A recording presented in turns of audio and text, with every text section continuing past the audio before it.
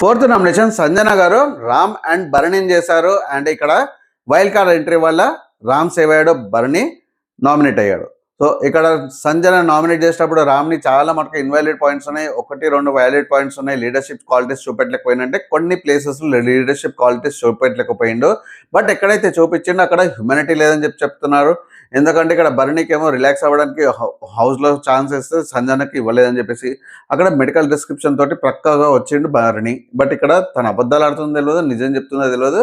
So అందుకనే సంజనకి chance లేదు. ఇక్కడ లీడర్షిప్ చూపించింది. సో దీన్ని హ్యూమానిటీ లేదని చెప్పేసి సంజన అంటుంది. అండ్ అక్కడ ఇంకొక దగ్గర భరణి అవుట్ అయ్యిండు, కానీ నువ్వు డెమాండ్ పవన్ అవుట్ అని చెప్పేసి క్లియర్గా చెప్పేసినావు. సో మనకి ఇక్కడ క్లియర్గా కనిపిస్తుంది. మీకు ఎప్పుడు కనిపించింది? నాగార్జున గారు ఎప్పుడైతే చూపించారో అప్పుడు కనిపించింది. అండ్ ఆల్రెడీ రామ్ అక్కడ చెప్తూనే ఉన్నాడు, భరణి పడ్డాడని చెప్తే కాదు అని చెప్పేసి డెమాండ్ పవన్ అని చెప్పేసి ఫ్లోరా తీసుకుంది. సో ఇక్కడ రామ్ డిఫెండ్ చేసుకున్నట్టు ఎవ్రీ టైం తనకి వచ్చినప్పుడు సంచాలకుగా వచ్చినప్పుడు ఇంకో పర్సన్ కూడా ఉండే. సో దానివల్ల ఫ్లక్చుయేషన్ వల్ల ఎక్కడ కూడా ఆయనకి న్యాయం జరగలేదు. అండ్ ఇమాన్యుయల్ అయితే కంప్లీట్గా సైలెంట్ ఉండదు, తన మీద తప్పు కూడా తీసుకోలేదు. ఎందుకంటే రామ్ ఎన్నోసార్లు గొడవలో చెప్పాడు, ఇక్కడ బెలూన్ టాస్క్లో కూడా చెప్పాడు ఇది కరెక్ట్ కాదేమో అంటే లేదు లేదు ఇది స్ట్రాటజీ గేమ్ ఎట్లనే ఆడొచ్చు, బిగ్ బాస్ ఆన్సర్ ఇవ్వలేదు చెప్పేసి ఇక్కడ ఒక్క పాయింట్ కూడా ఒక్కసారి కూడా ఇమాన్యుయల్ మాట్లాడలేదు. సో నిజంగా అయితే కరెక్ట్ కాదు. రామ్ యాక్చువల్గా ఇమాన్యుయల్ని కూడా పాయింట్ చేసే చెప్పాల్సిందే.